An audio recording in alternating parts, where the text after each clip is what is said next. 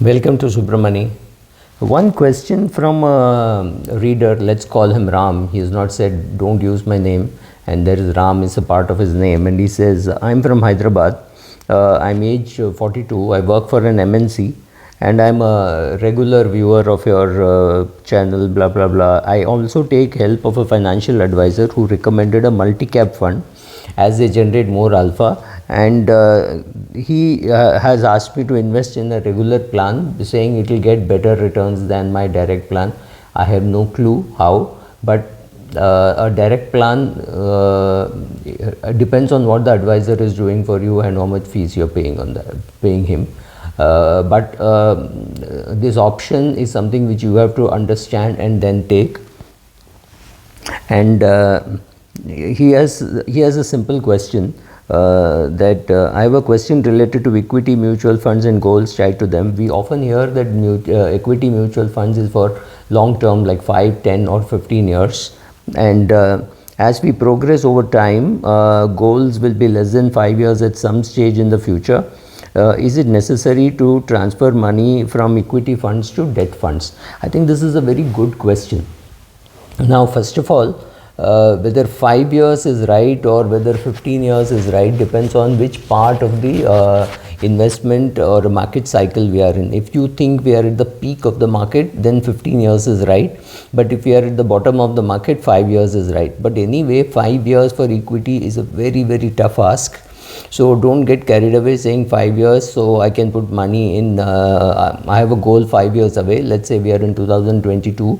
So for a goal in 2027, if you put it in equity, believe me, it's a very, very tight goal.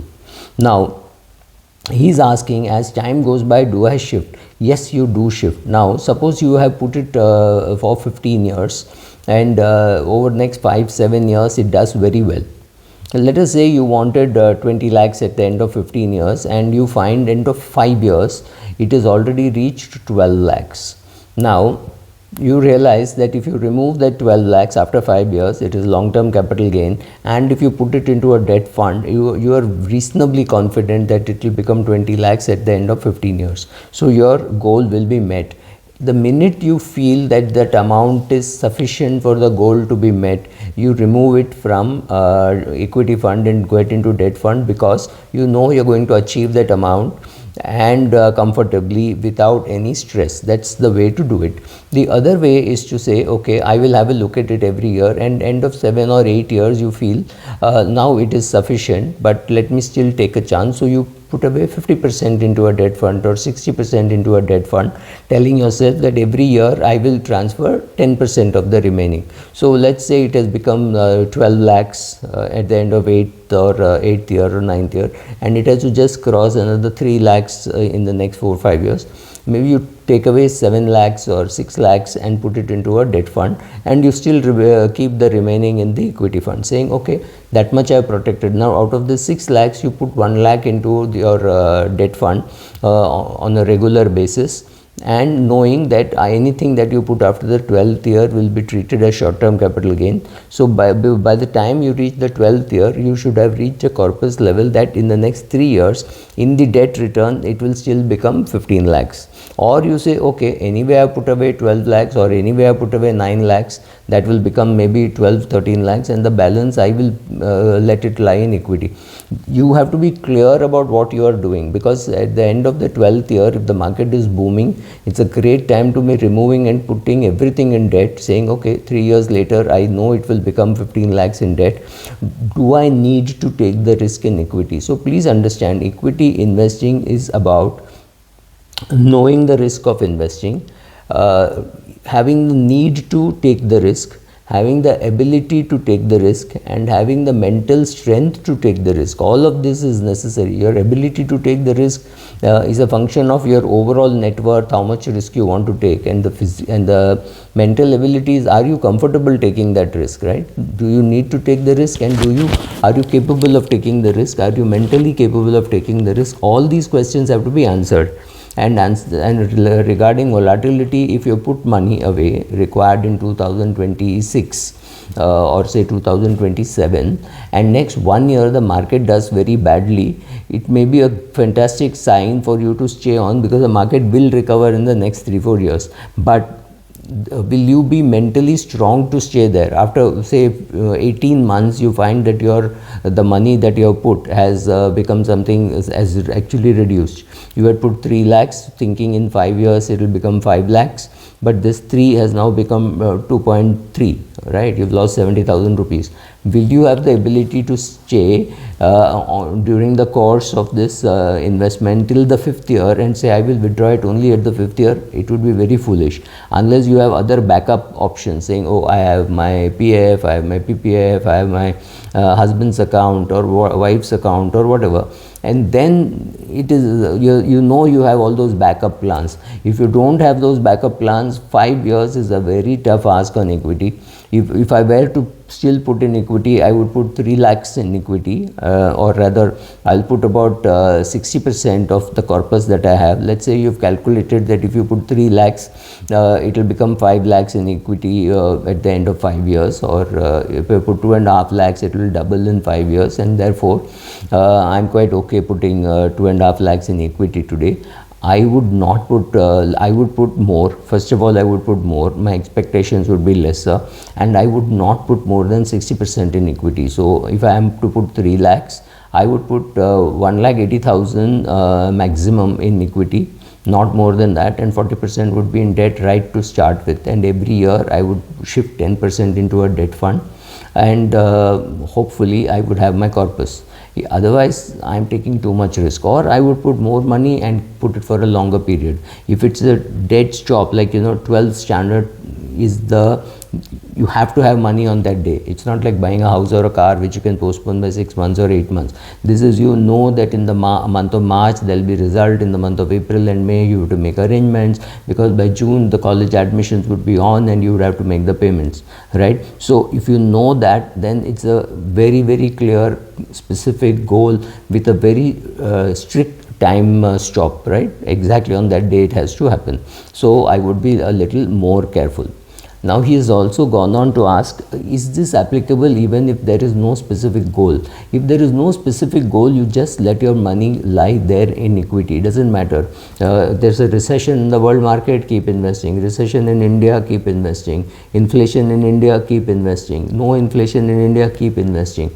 Equity markets are doing very badly, keep investing. Equity markets are doing well, keep investing. Equity markets are going nowhere, keep investing. You just keep investing. When the markets are high, or you think the markets are high, or you are happy with the return, take money out for pleasurable activities.